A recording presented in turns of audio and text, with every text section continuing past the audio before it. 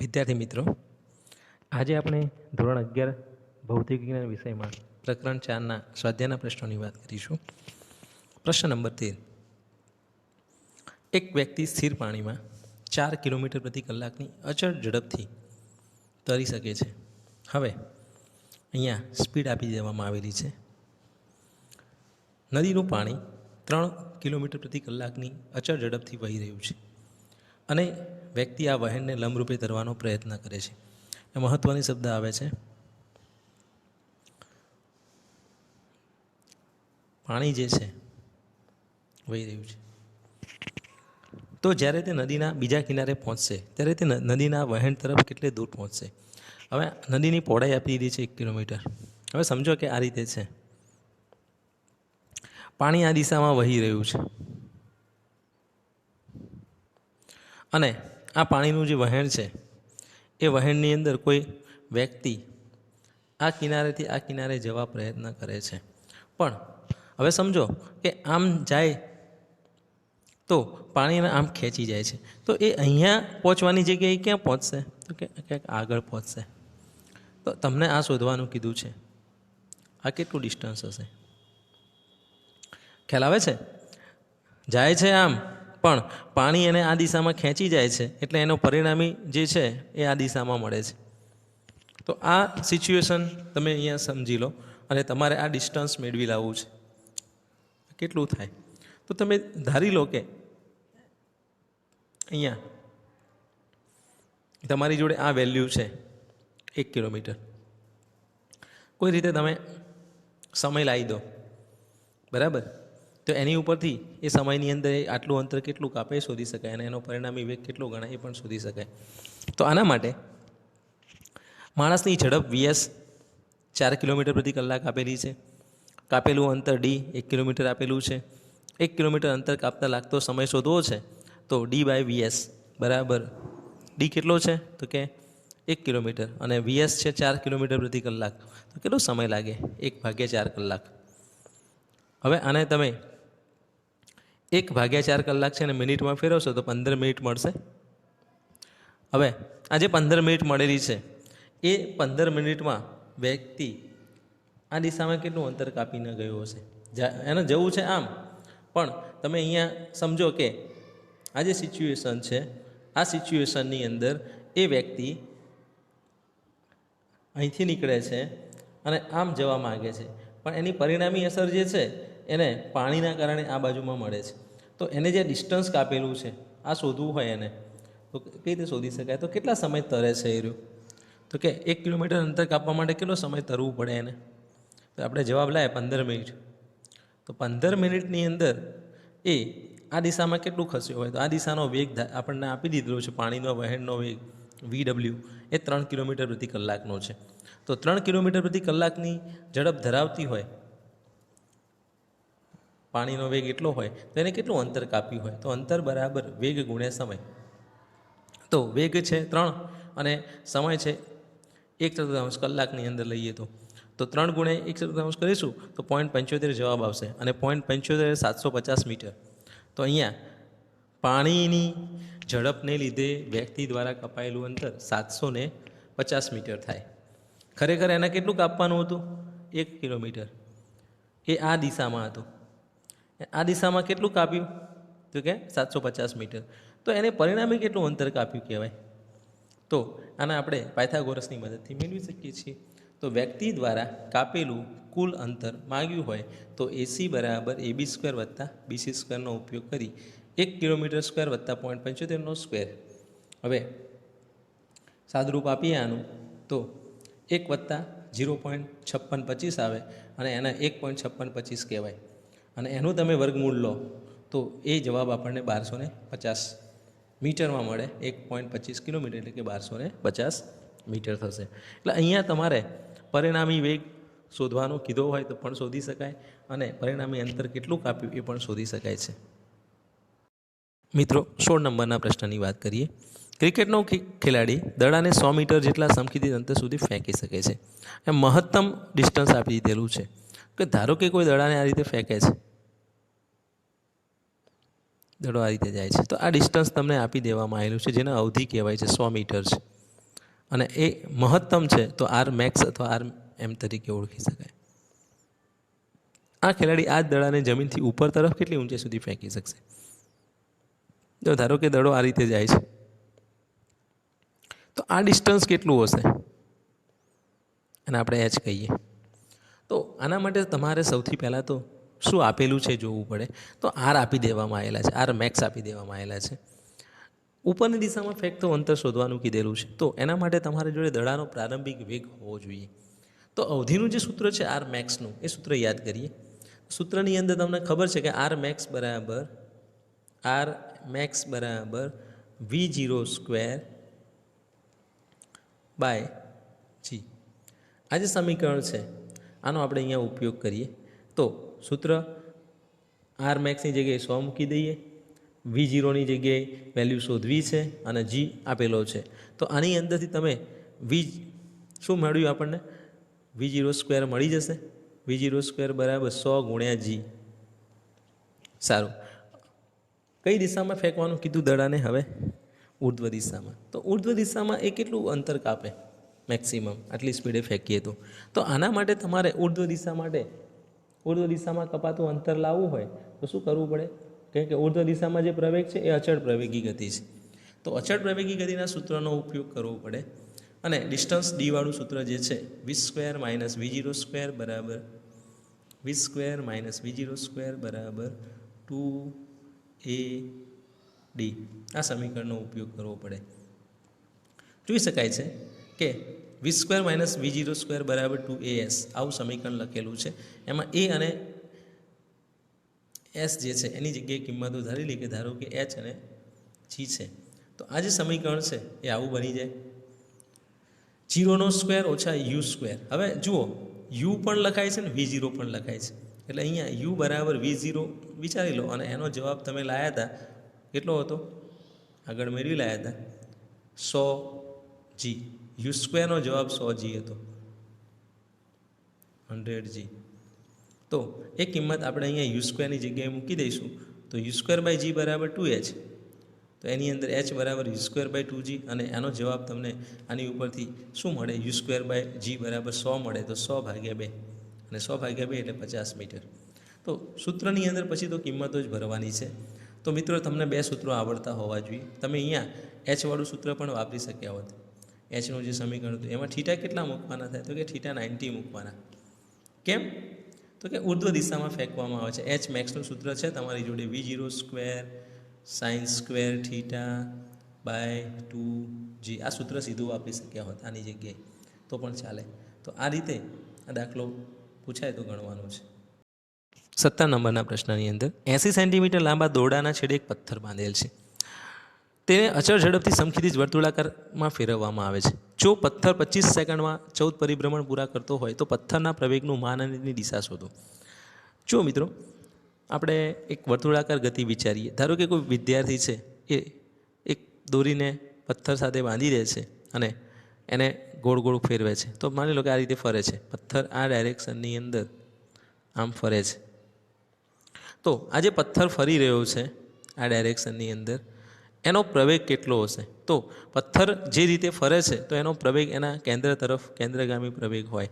એટલે આ રીતે આનો કેન્દ્ર તરફની દિશામાં પ્રવેગ મળે. બરાબર. તો આપણે આ કેન્દ્રગામી પ્રવેગ મેળવવો છે. એની દિશા પણ તો કેન્દ્ર તરફની હશે. એના માટે શું આપી દીધેલું છે? તો પહેલું આપેલું છે લંબાઈ, દોરડાની લંબાઈ. તો એને આપણે આર તરીકે ઓળખીએ. આર બરાબર 80 સેન્ટીમીટર.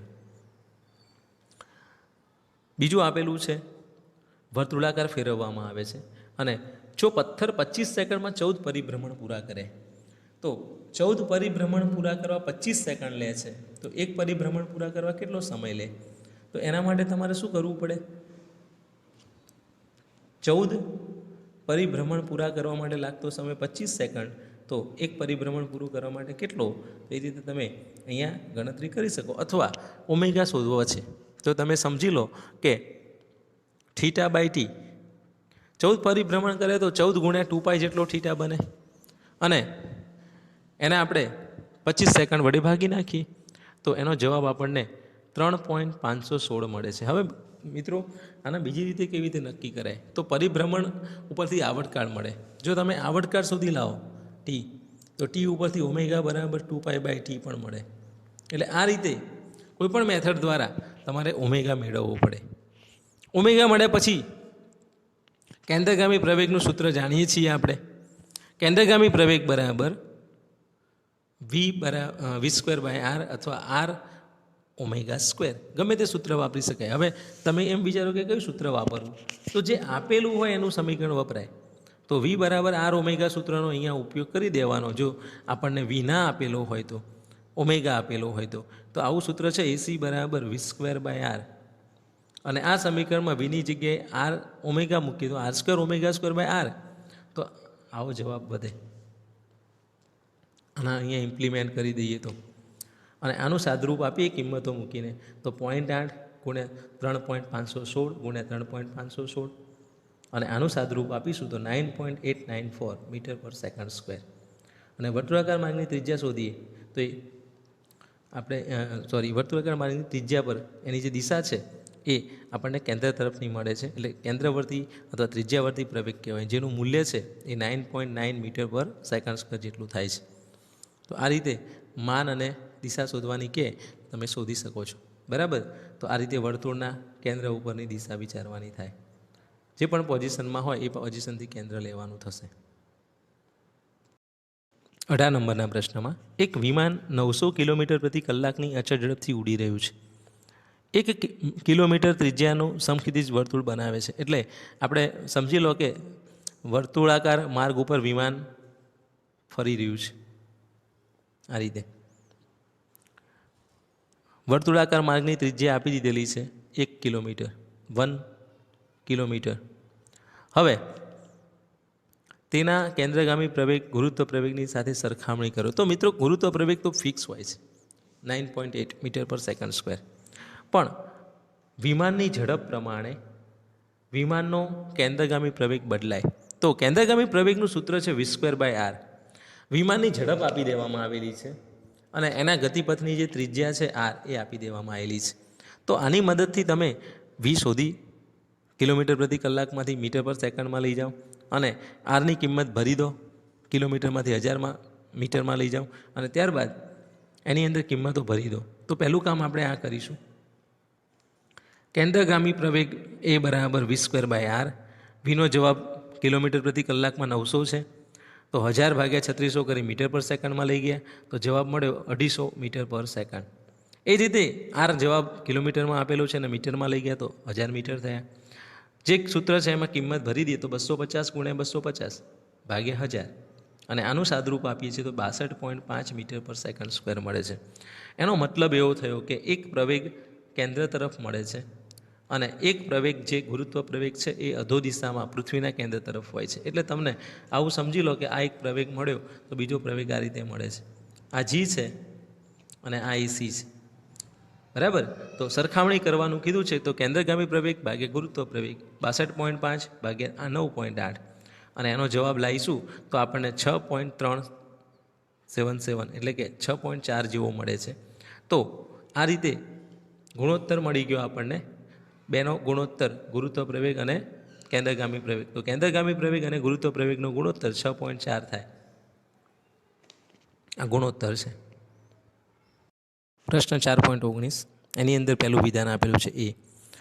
વિધાનોને ધ્યાનથી વાંચો અને કારણ સહિત દર્શાવો કે તે સાચા છે કે ખોટા. વર્તુળ ગતિમાં કોઈ કણનો ચોખ્ખો પ્રવેગ હંમેશા વર્તુળાકાર પથની ત્રિજ્યાની દિશામાં કેન્દ્ર તરફ હોય છે. હવે એમ કહે છે કે કોઈ એક કણ વર્તુળાકાર માર્ગે ગતિ કરતો હોય તો એનો પ્રવેગ જે છે એ હંમેશા કેન્દ્ર તરફ હોય. અને અહીંયા કેન્દ્ર તરફ એટલે માની લો કે આ ડાયરેક્શનમાં કેન્દ્ર છે તો આ દિશામાં હોય. તો આવું મિત્રો ક્યારે મળશે? તો માત્ર અચળ ઝડપથી વર્તુળ ગતિ કરતા પદાર્થ માટે જ વિધાન સાચું છે. આપણે અગાઉ પણ કહ્યું હતું કે વીનો જવાબ અચળ રહેવો જોઈએ. v²/rની અંદર વી અચળ રહેતા હોય ત્યારે જ આપણને આ દિશા મળે છે. સ્પીડ વધઘટ થશે તો એ પરિસ્થિતિમાં ચોખ્ખો જે પ્રવેગ છે એ હંમેશા વર્તુળાકાર પથની ત્રિજ્યાની દિશામાં નહીં મળે. તો વિધાન સાચું પણ ક્યારે? માત્ર અચળ ઝડપથી વર્તુળમાં ગતિ કરવામાં આવે ત્યારે. 4.19 બીની અંદર કોઈ બિંદુ પાસે કણનો વેગ હંમેશા તે બિંદુ પાસેના પથની દિશામાં દોરેલા સ્પર્શકની દિશામાં હોય છે. વિધાન સત્ય છે. કેવી રીતે? તો ધારો કે કોઈ કણ છે એ આ રીતે ગતિ કરે છે. હવે તમે આ બિંદુ આગળની વાત કરો કે અહીંયા એનો વેગ કઈ દિશામાં હશે, તો આ દિશામાં. અહીંયા વેગ કઈ દિશામાં હશે, તો આ દિશામાં. કોઈ પણ પોઝિશન લો તો ત્યાં સ્પર્શક દોરવામાં આવે. એ સ્પર્શકની દિશા એ આપણને શું આપે છે? જે તે બિંદુએ વેગની દિશા આપે છે. એટલે કોઈ પણ પ્રકારની ગતિ, સુરેખ ગતિ, વર્તુળાકાર ગતિ કે અન્ય પદ્ધતિ ગતિ માટે કણનો વેગ તેના ગતિપથને તે બિંદુએ દોરેલા સ્પર્શકની દિશામાં હોય છે. હવે આ મેં વક્ર ગતિપથ બતાવ્યો. વર્તુળ હોય તો વર્તુળની અંદર સ્પર્શકો દોરવાના થાય. જે પણ પોઈન્ટ આગળ લો ત્યાં સ્પર્શક આવે. સુરેખ પથ હોય આ રીતે, તો સુરેખ પથ ઉપર તો સ્પર્શક દોરવાનો પ્રશ્ન નથી, એમાંથી પસાર થાય છે. બરાબર, એટલે સ્પર્શક જ બનવાનો છે. તો વિધાન સત્ય છે. 4.19 નિયમિત વર્તુળ ગતિ કરતા કણ માટે એક પરિભ્રમણ પર લીધેલ સરેરાશ પ્રવેગ શૂન્ય સદિશ હોય છે. હવે આ વાક્ય બરાબર સમજી લો તમે કે એક પરિભ્રમણ પર સરેરાશ રીતે લેવામાં આવે પ્રવેગ. તો હવે આના અંદર તમે આ સમજો કે આ એક વર્તુળ છે. આ વર્તુળની અંદર કણે ગતિની શરૂઆત અહીંથી કરી, તો આ બિંદુ આગળ એનો આપણે પેલું લઈશું પ્રવેગ, તો આ દિશામાં મળશે. આ બિંદુએ લઈશું તો આ ડાયરેક્શનમાં મળશે. આ બિંદુએ લઈશું તો આની વિરુદ્ધ દિશા આ ડાયરેક્શનમાં મળશે. આ બિંદુએ લઈશું તો આની વિરુદ્ધ દિશા આ ડાયરેક્શનમાં મળશે. તો તમે જોઈ શકો છો કે આ ડાયરેક્શન અને આ ડાયરેક્શન એકબીજાને કેન્સલ કરે, આ ડાયરેક્શન એકબીજાને કેન્સલ કરે. તો આવી કોઈ પણ પોઝિશન લો તો એકબીજાની અસરને કેન્સલ કરે છે. તો પ્રવેગના જે જવાબો છે એ સદિશ સ્વરૂપમાં લઈએ તો એકબીજામાં એડ થાય અને બાદ પણ થાય, માટે જવાબ 0 થાય. તો પ્રવેગ સદિશ શૂન્ય સદિશ મળે છે. તો વિધાન સત્ય છે. બરાબર મિત્રો, 4.14ની વાત કરીએ. એક બંદર પાસે હવા 72 કિલોમીટર પ્રતિ કલાકની ઝડપથી વહી રહી છે. શું આપી દીધેલું છે? હવાની ઝડપ આપી દીધેલી છે. અને આ બંદરમાં ઊભેલી એક નૌકા ઉપર લગાવેલ ઝંડો નોર્થ ઇસ્ટ ડાયરેક્શનમાં ફરકી રહ્યો છે. સમજો કે ઝંડો કઈ દિશામાં ફરકે, તો ઝંડો હંમેશા માટે જે દિશામાં પવન હોય એ ડાયરેક્શનને અનુરૂપ ફરકે. તો એનો મતલબ કે પવનનો જે વેગ છે north east direction, north east, આ બેની એક્ઝેક્ટ વચ્ચે આપણે આ રીતે બતાવીએ તો 45 ડિગ્રીનો જે એંગલ બને અહીંયાથી, એટલા એંગલે આ જે છે એ શું થવાનો?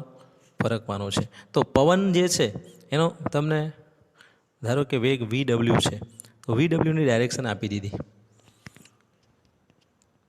જો આ નૌકા ઉપર ઉત્તર દિશામાં 51 કિલોમીટર પ્રતિ કલાકની ઝડપથી ગતિ કરવાનું શરૂ કરે. મિત્રો, બીજી વસ્તુ સમજો કે જે નૌકા એટલે બોટ જે છે એ કઈ ડાયરેક્શનમાં ગતિ કરે છે? ઉત્તર. આ દિશામાં બોટ જાય છે. તો બોટનો વેગ VB કહીએ તો VBની ડાયરેક્શન મળી આપણને. બે ડાયરેક્શનો થઈ, એક VWની, બીજી VBની.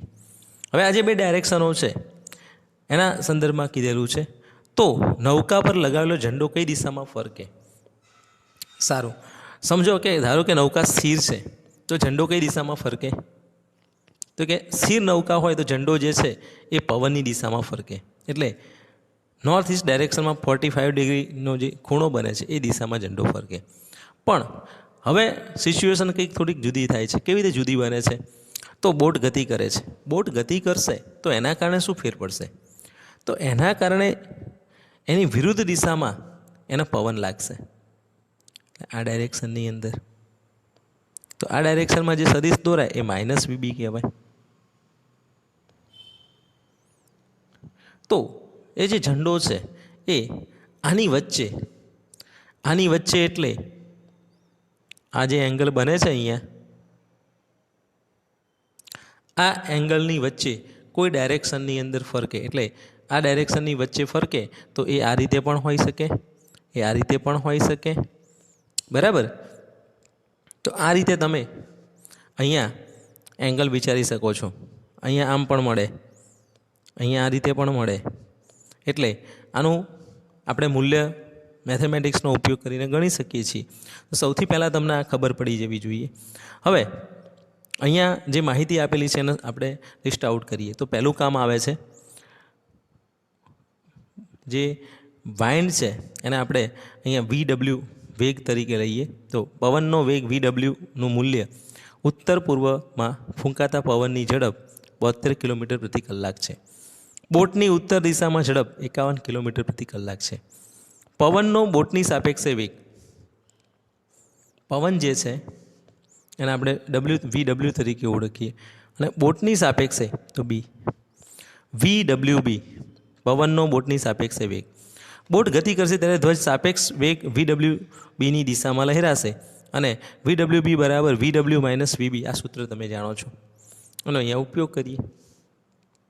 આકૃતિમાં આપણે અહીંયા જે દોરેલી છે આકૃતિ એને એ લોકોએ આ રીતે આપેલી છે, બરાબર. તો હવે આ બાજુમાં છે VB, આ બાજુમાં છે માઇનસ VB, અહીંયા છે VW, અહીંયા VWB. હવે મિત્રો સમજજો કે આ જે ખૂણો છે આ 45નો ખૂણો છે અને આખો ખૂણો જે છે અહીંયાથી અહીંયા સુધીનો જેને આપણે અહીંયા આ રીતે બતાવીએ કેટલો થાય આ ખૂણો? તો કે 45 + 90 એટલે 135, બરાબર. તો 135 ડિગ્રીનો ખૂણો અહીંયા બને છે આની સાથે. અને હવે તમારે ધારી લેવાનું છે કે આ બંનેની વચ્ચે ક્યાંક પરિણામી જવાબ મળે છે. તો આ પરિણામી જવાબ જે છે એને તમે આ રીતે વિચારો છો. તો આ જે મળે છે આ પરિણામી VWB છે. તો VWB કેવી રીતે મળે? તો VWB મેળવવા માટે તમારે એક આ લેવો પડે સદિશ, એક આ સદિશ લેવો પડે. અને માઇનસ VB કીધેલો છે અને VW કીધેલો છે અને આ બંને વચ્ચેનો જે ખૂણો છે એ આપણને 135નો મળે છે. તો પરિણામી જવાબ ધારો કે આ રીતે મળે છે, આ પરિણામી છે. તો આ પરિણામી જવાબ નોર્થ ઇસ્ટ ડાયરેક્શનથી કેટલા ડિગ્રીએ છે એ આપણે શોધવું છે, બરાબર. તો એના આપણે ધારી લઈએ કે ધારો કે ખૂણો કેટલો છે? બીટા છે. તો આ બીટા ફાઇન્ડ કરવો છે. તો આકૃતિની મદદથી તમે શું કરી શકો છો? તો આકૃતિ પરથી તમે સ્પષ્ટ જોઈ શકો છો કે આ બાજુનો જે એંગલ બને છે અહીંયા મેં તમને બતાવ્યું 135નો થશે. ધારો કે VWB અને VW વચ્ચેનો કોણ બીટા છે ધારી લીધો. તો tan બીટાનું જે સૂત્ર આપણે અગાઉ ભણ્યા હતા એનો અહીંયા ઉપયોગ કરીએ. સૂત્ર તમે જાણો છો, tan આલ્ફાના સંદર્ભમાં લખ્યું હતું B sin θ ભાગ્યા A + B cos θ, બરાબર. તો અહીંયા એની જગ્યાએ VB લેવાના છે અને બીની જગ્યાએ VW લેવાના છે. તો એની જગ્યાએ VW લેવાના છે અને બીની જગ્યાએ VB લેવાના છે. તો આ પરિસ્થિતિમાં તમે કિંમતો ભરો. VB sin 135 ભાગ્યા VW + VB cos 135 સૂત્ર પ્રમાણે જઈએ છીએ. આવું સૂત્ર તમે ભણ્યા હતા, tan આલ્ફા = B sin θ ભાગ્યા A + B cos θ. ઉદાહરણ 4.2ની અંદર આપણે આ વસ્તુ સાબિત કરીને લાવ્યા હતા, બરાબર. એનું સૂત્રનો આપણે અહીંયા ઉપયોગ કરીએ છીએ. તો એ જ રીતે અહીંયા કિંમતો ભરી દઈએ. તો sin 135ની કિંમત શોધતા ના આવડે તો મેથેમેટિક્સનો ઉપયોગ કરી આપણે sin 135 એટલે 180માંથી 45 બાદ કરીએ તો sin 45 થાય. sin બીજા ચરણમાં ધન હોય તો sin 45નો જવાબ 1/√2 થાય. cos 135 તો કે cos 135 એટલે માઇનસ cos 45 લખાય, કારણ કે બીજા ચરણમાં cos ઋણ હોય તો આ 1/√2 મળે, પણ માઇનસ મળે, આ પ્લસ મળે.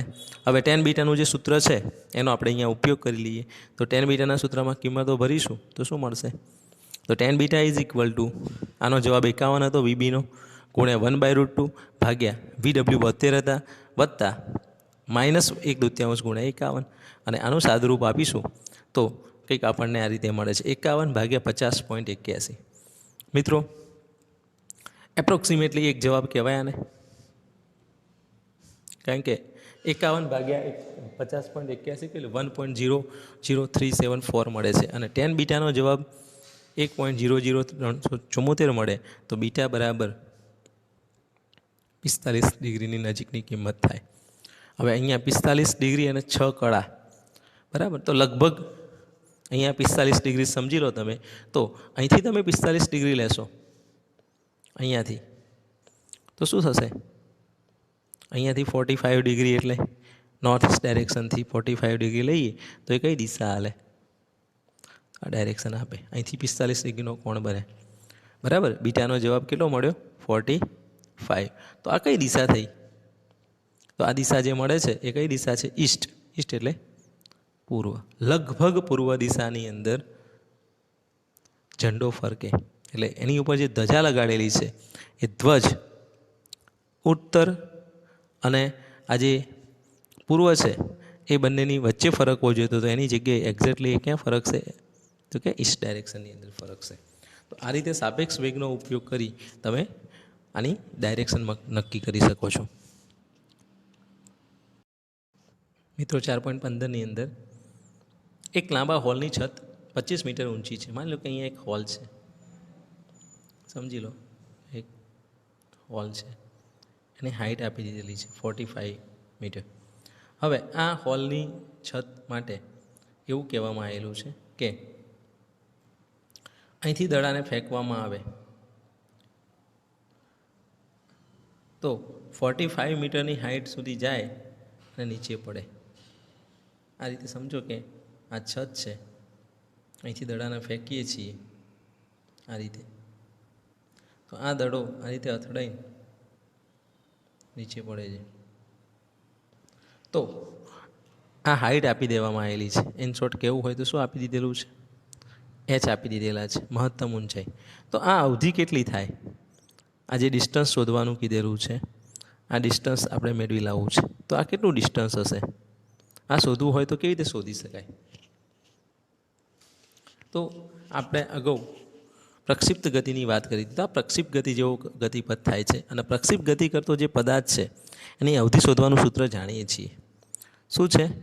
તો કે અવધિ r બરાબર v02 sin 2θ/g. હવે આ સમીકરણમાં સાની કિંમતની જરૂર પડે?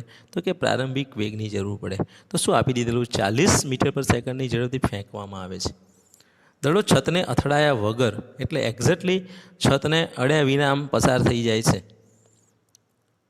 તે કેટલું મહત્તમ સમકીધી? અહીંયા મહત્તમ સમકીધી અંતર કીધેલું છે. ડિસ્ટન્સ લેવાનું છે, પણ કઈ ડાયરેક્શનનું? એક્સ અક્ષની દિશામાંનું. આ કિંમત આપી દેવામાં આવેલી છે મહત્તમ ઊંચાઈની. તો આના માટે મિત્રો તમારે આ આર શોધવું છે, તો આર શોધવાનું સૂત્ર તમને ખબર હોવી જોઈએ. ચલો, આર શોધવા માટે શાની જરૂર પડે? તો કે આર શોધવા માટે તમારે એક પ્રારંભિક વેગ અને ખૂણાની જરૂર પડે, θ0. તો θ0 નથી આપેલા, તો કોઈ રીતે θ0 મેળવી લાવવા પડે. તો હવે મહત્તમ ઊંચાઈનો જવાબ આપી દેવામાં આવેલો છે, તો આના માટે θ0નું સમીકરણ એની ઉપરથી બને. તો સૂત્ર વાપરીશું h બરાબર v02 sin² θ/2g. હવે આમાં જે કિંમતો આપેલી છે એને ભરી જે શોધવું છે એ સૂત્ર કરતાં કરીએ. તો sin² θ બરાબર 2gh/u². અને હવે કિંમતો ભરી દઈએ આપણે. તો આની અંદર તમે જોઈ શકો છો કે કિંમતો ભરીશું આપણે તો આવો જવાબ મળશે આપણને. sin² θ = 2g/u² h. તો 2 × 9.8 × 25 ભાગ્યા 40 × 40 વર્ગ છે એટલે. તો sin² θનો જવાબ મળ્યો 0.3062. તો એનું વર્ગમૂળ લઈશું તો sin θ મળશે તો 0.5534. આ તમે કેલ્સી ઉપર શોધી શકો છો. હવે નેચરલ સાઇનનું જે કોષ્ટક આવે છે, તમે લોગેરિધમનો ઉપયોગ કરશો તો એની અંદર નેચરલ સાઇનનું એક કોષ્ટક આવશે. આ કોષ્ટકની અંદર તમારે થીટા ફાઇન્ડ કરવા માટે વેલ્યુ જોવી પડે. તો સાઇનના કયા મૂલ્ય માટે જવાબ 0.5534 મળે છે? તો સૌથી પહેલાં તમારે વેલ્યુ 0.5 ક્યાં મળે છે એ જોવાનું, અને 0.5 પછી આગળ જોવાનું 55 પછી 34 સેટ કરવાનું છે. તો એનો જવાબ ફાઇન્ડ કરીશું તો 33 ડિગ્રી અને 36 કળા મળશે. 33 ડિગ્રી 36 કળા જે છે એ થીટાનો જવાબ થયો. આરના સૂત્રમાં શાની જરૂર છે? તો કે આરનું જે સૂત્ર છે એ સૂત્ર તમે આ રીતે જાણો છો, આર બરાબર v02 sin 2θ/g. તો તમારે શાની જરૂર પડે છે? 2θની. તો 2 વડે ગુણી દઈએ તો 67 ને 12. હવે ઘણાને પ્રોબ્લેમ થાય છે કે 36 × 72 થાય, 33 × 66 થાય. તો મિત્રો યાદ રાખીશું કે 60 કળા થાય ને, 60 કળા એટલે 1 ડિગ્રી થઈ જાય છે. તો એ ડિગ્રી તરીકે અંદર એડ કરીએ તો 60 વત્તા 12 કરીએ તો 72 થવાના છે. એટલે 72 કળા ખરી, પણ 72 કળાની અંદરથી 60 અલગ કરી નાખ્યા છે, એટલા માટે 12 કળા જ રાખેલી છે. તો અહીંયા 67 ડિગ્રી 12 કળા લખેલું છે. અને હવે તમે કિંમતો મૂકી દો તો V0નો જવાબ 40 આપેલો, એટલે U², 40નો વર્ગ સાઇન 2θ બાય G, 40નો વર્ગ સાઇન 67.12 ડિગ્રી ભાગ્યા 9.8 અને 1600 ગુણ્યા 0.9219 થશે. સાઇનના કોષ્ટકમાં ડિગ્રી ઉપરથી મૂલ્ય શોધવાનું છે. તો 67 અને 12 એટલે 12ના કળામાં જોવાનું અને 67 ડિગ્રીમાં જોવાનું. તેનો જવાબ 0.9219 મળે છે. આ બંનેનો ગુણાકાર કરી ગુણોત્તર લઈએ 9.8 સાથેનો તો 150.51 મીટર મળે છે. તો આ રીતે તમે આનો જવાબ મેળવી શકો છો. અહીંયા બીજી એક રીત પણ આપેલી છે. સમજીએ કે બીજી રીતમાં શું કરવાનું. તો મિત્રો તમે sin² θનો જવાબ લાયા ત્યાં સુધી તો આ રીતે જ ચાલવાનું. sin θ મળશે એટલે આ પ્રમાણે cos θ અને sin θના મૂલ્યો જેને શોધતા ના આવડતા હોય એના માટેની એક મેથડ છે. તો તમને સૂત્ર ખબર છે sin θ અને cos θ વચ્ચેના રિલેશનનું. cos² θ બરાબર 1 - sin² θ. તો cos θ બરાબર વર્ગમૂળમાં 1 - sin² θ થાય અને 1 - 0.3063 કિંમત લાયેલા છે એનો વર્ગ કરીને મૂકીશું, બરાબર. અને આનું સાદુરૂપ આપીશું તો 0.6937 થશે અને આનું વર્ગમૂળ લઈશું તો cos θ મળી જશે. હવે sin θ અને cos θ મળી ગયા. આ sin θ છે, બરાબર. આ sin θ છે, આ cos θ છે. અવધિનું સૂત્ર R બરાબર આવું છે, V0² sin 2θ બાય G. તો sin 2θની જગ્યાએ શું મૂકી શકાય? તો કે sin 2θ બરાબર 2 sin θ cos θ. તો અહીંયા એ જ કામ કરેલું છે. આ કિંમત આ રીતે કન્વર્ટ કરી નાખીએ આની અને પછી આનો જવાબ મૂકી દઈએ. અહીંયા શું થશે તો કે 40 × 40 × 2 × 0.5534 sin θનો જવાબ છે, 0.8329 cos θનો જવાબ છે અને એને 9.8 વડે ભાગીશું તો આરનો જવાબ 150.50 મળશે. જો આની અંદર તમારે કોષ્ટક વાપરવું નથી પડતું, સૂત્ર વાપરવું પડે છે ત્રિકોણમિતિનું, પણ આ સૂત્ર વાપર્યા પછી તમારે કોષ્ટકની જરૂર પડતી નથી. માટે બીજી રીત એના કરતાં પ્રથમ રીત કરતાં સહેલી પડે છે.